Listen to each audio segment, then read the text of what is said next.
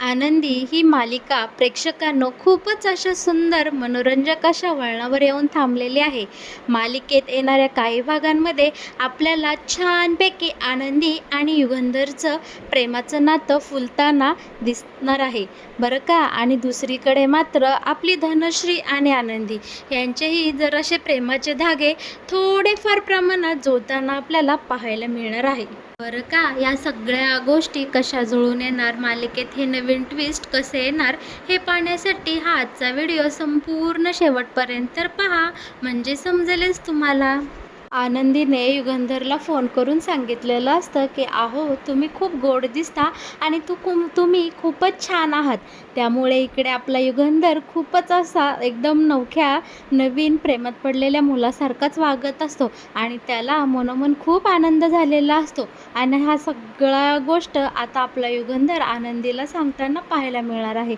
युगंधर आनंदीला आनंदीने म्हणजेच युगंधरची तारीफ केली म्हणून आता युगंधर आनंदीला इकडे धन्यवाद बोलत असतो आणि शिवाय बक्षिसाच्या स्वरूपात 500 रुपयेही आनंदीच्या हातावर ठेवतो.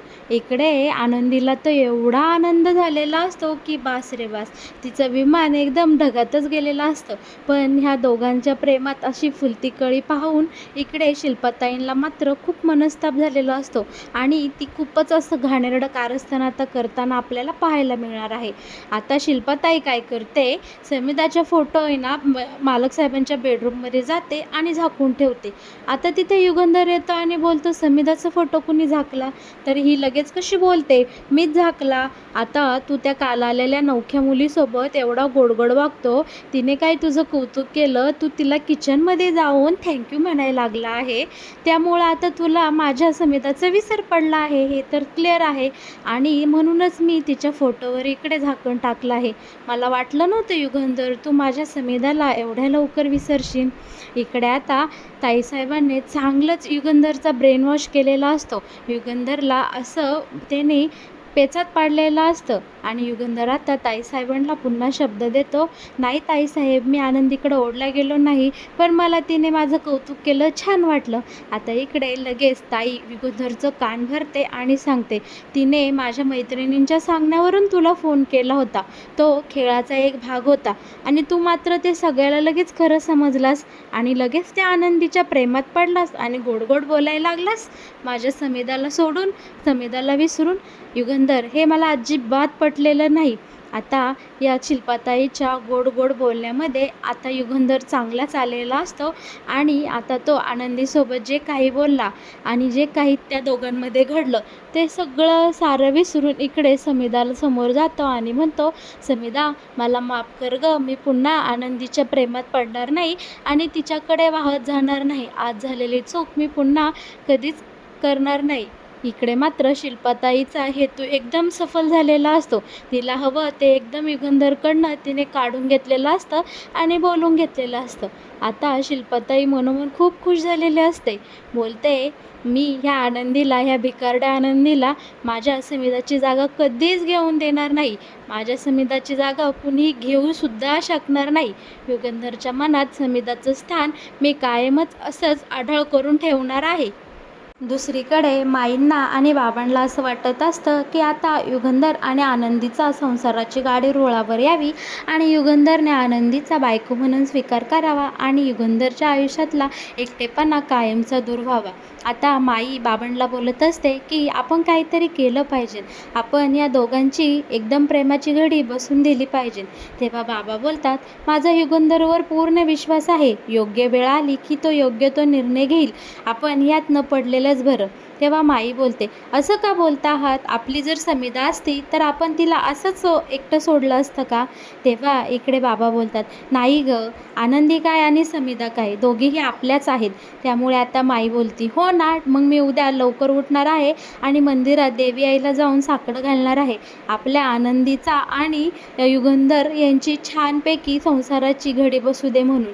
तेव्हा बाबा बोलतात, ठीक आहे, आता झोपून घे, उद्या जायचं आहे ना देवळात. तेव्हा आता माई खूप खुश झालेली असते आणि युगंधरला आणि आनंदीला एकदम मनोमन छान आशीर्वाद देत असते.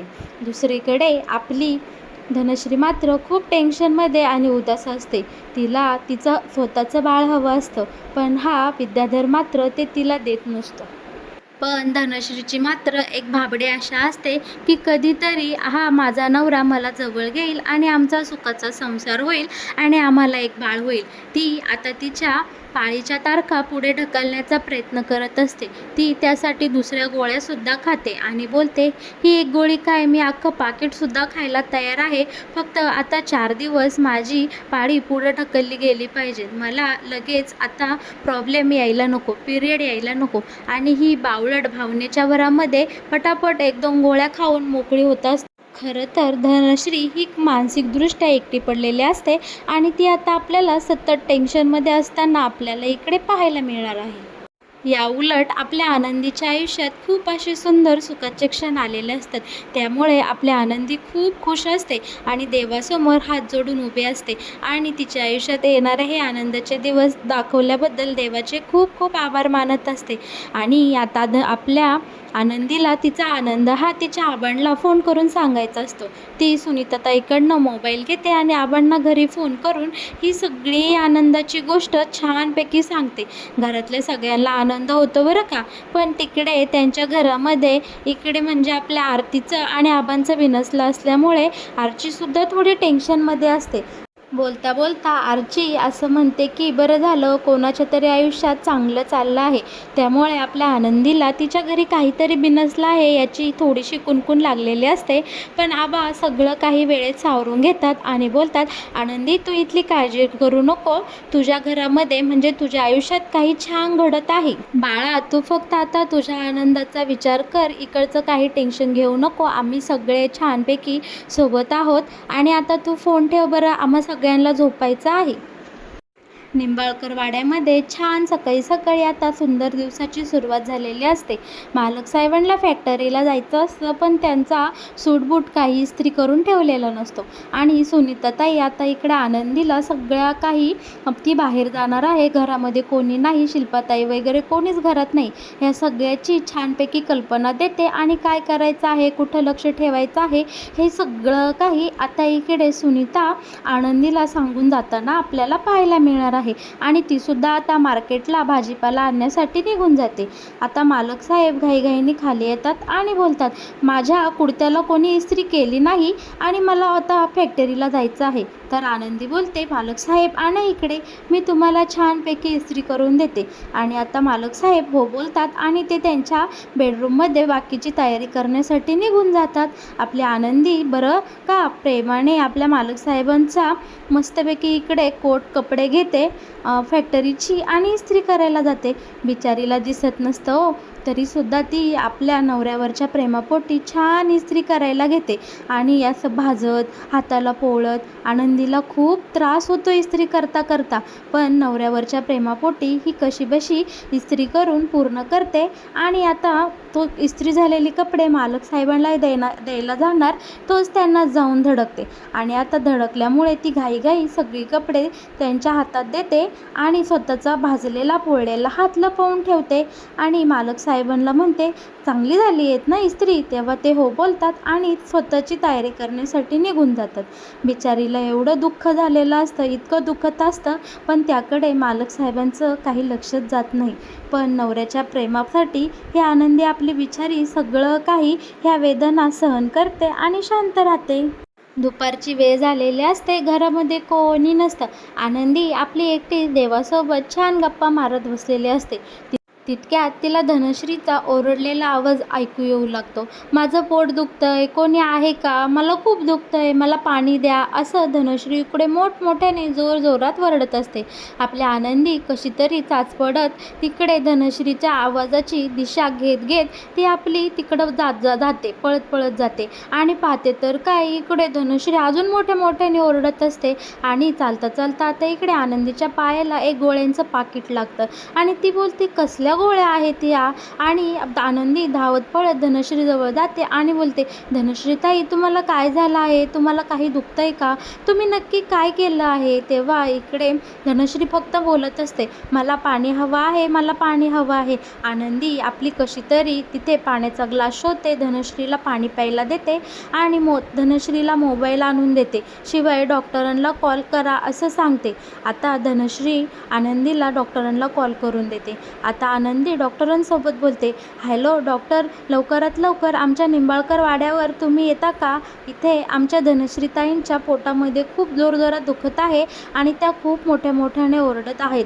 तेव्हा आता डॉक्टर घाईघाईने लगोलग इकडे वाड्यावर येतात आणि आपल्या धनश्रीचं चेकअप करतात. पाहते तर काय, धनश्रीने पाळी यायच्या गोळ्या पुढे ढकलायच्या, पाळी लांबवायच्या गोळ्या संपूर्ण पाकिट संपवलेलं असतं आणि त्याच्या साईड इफेक्ट म्हणूनच इकडे धनश्रीचं जोरजोरात पोट दुखत असतं. आता डॉक्टर घडला सारा प्रकार आनंदीच्या कानावर घालतात आणि सांगतात, ह्या ताईंनी पाळी लांबवायच्या गोळ्यांचं संपूर्ण पाकिट एकाच दिवशी संपवलं आहे, त्यामुळे त्यांना हा इतका मोठा पोटात दुखण्याचा त्रास होत आहे. त्यांनी असं का केलं हे मला माहीत नाही, पण हे त्यांच्या आरोग्यासाठी खूपच घातक आहे. धनश्रीताई, तुम्ही असं करायला नको होतं, असं डॉक्टर धनश्रीला एकदम ठणकावून सांगतात. धनश्रीला मात्र इकडे खूप लाज वाटत असते आणि तिला तिची चूकही कळलेली असते. शिवाय आता धनश्रीच्या असं लक्षात आलेलं असतं की आनंदीच्या असण्यामुळे, आनंदीमुळेच आज मी वाचू शकले आहे किंवा माझे हे जो काही वेदना आहेत, काही ज्या वेदना थांबल्या आहेत त्या आनंदीमुळे थांबलेल्या आहेत. तेव्हा आता डॉक्टर बोलतात की आनंदीला तुम्ही या धनश्रीताईंची छान काळजी घ्या आणि ही गोळ्या आहेत त्यांना वेळेवर खायला द्या. आणि हो धनश्रीताई, तुम्ही पुन्हा असा वेडेपणा करू नका. गोळ्या घ्यायचे काही डोस प्रमाणात ठरलेले असतात आणि त्याच्या विरुद्ध जाऊन तुम्ही कोणतीही गोष्ट केली की हे असं घडणारच आणि असे साईड इफेक्ट आपल्याला पाहायला मिळणारच. त्यामुळे इथून पुढं तुम्ही व्यवस्थित काळजी घ्या. आता डॉक्टर निघून गेलेले असतात. आनंदी धनश्रीजवळ जाते आणि बोलते, धनश्रीताई तुम्ही ठीक आहात ना? तुम्ही असं कशासाठी केलं? तेव्हा धनश्री आनंदीला एकदम कडकडून मिठी मारते आणि मोठमोठ्याने रडू लागते आणि तिच्या मनात साठलेलं सगळं काही दुःख आनंदीला सांगू लागते.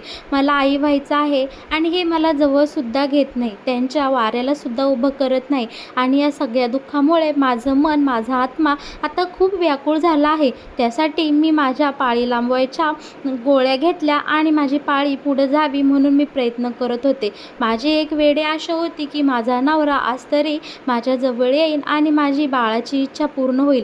तेव्हा आपल्या आनंदी धनश्रीला एकदम प्रेमाने जवळ घेते आणि समजावून सांगते, धनश्रीताई तुम्ही असा वेडेपणा करू नका.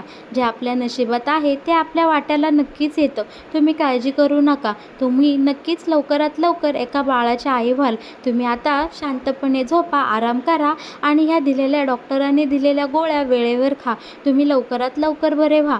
धनश्री आणि आनंदीचं इथे थोडेफार प्रेमाचे धागे जुळताना आपल्याला पाहायला मिळणार आहे बरं का येणाऱ्या काही भागांमध्ये प्रेक्षकांनो. दुसरीकडे मात्र ह्या नालायक विद्याधरने ऑफिसमधल्या, युगंधरच्या ऑफिसमधल्या पिऊनला हाताशी धरून खूप घाणेरडा प्लॅन केलेला असतो. त्या पिऊनला काही पैसे चारून इकडे आता विद्याधरने असे सांगितलेले असते की युगंधरच्या जे काही पिण्याचं जे काही सरबत आहे त्यामध्ये अशी गोळी टाक की त्याने युगंधरचा एकदम जीवच गेला पाहिजे आणि युगंधर या जगातून नाहीसाच झाला पाहिजे.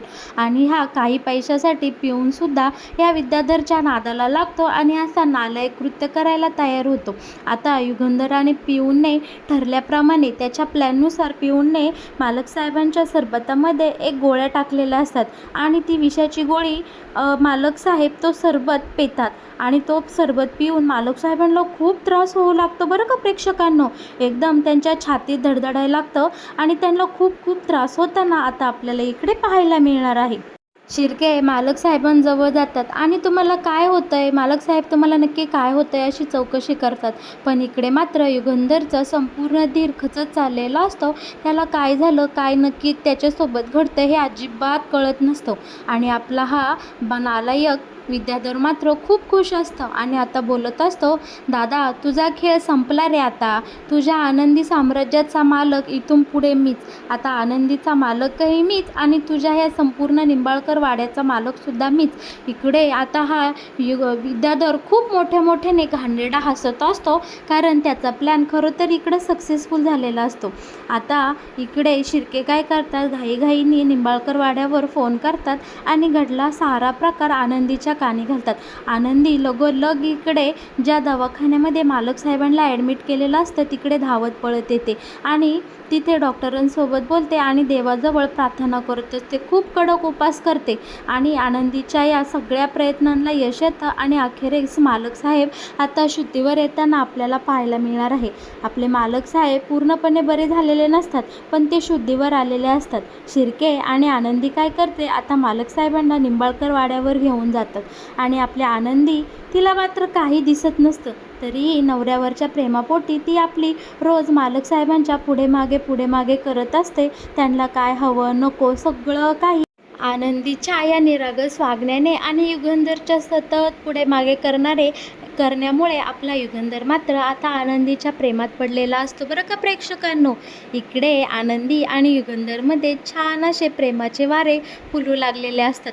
दोघांनाही एकमेकांविषयी खूप आकर्षण आणि प्रेम वाटत असतं. अखेरीस आपल्या आनंदीच्या आयुष्यात देवबाप्पाने ही सुखाची क्षण आणलेले असतात बरं का. खरं तर त्या नालायक विद्याधरला आता आपल्या युगंधरला मारून आनंदीवर हक्क गाजवायचा असतो, पण त्याचा प्लॅन त्याच्याच अंगाशी आलेला असतो. आता या विद्याधरच्या नालायक प्लॅनमुळे सगळं उलटं घडलेलं असतं आणि आपली आनंदी आणि युगंधरच एकमेकांच्या प्रेमात पडून एकमेकांच्या आणखी जवळ आलेले असतात. याच्या कटकारस्थानाचे सगळे डाव उद्ध्वस्त झालेला असतो, सगळे उलटे फासे पडलेले असतात. तर मग प्रेक्षकांनो, कसं वाटलं आनंदी या मालिकेत येणारा हा नवीन ट्विस्ट? तुम्हाला पाहायला आवडेल का? आणि याविषयी तुमचं काय मत आहे? तुम्हाला हा नवीन येणारं वळण आवडणार आहे का मालिकेतलं?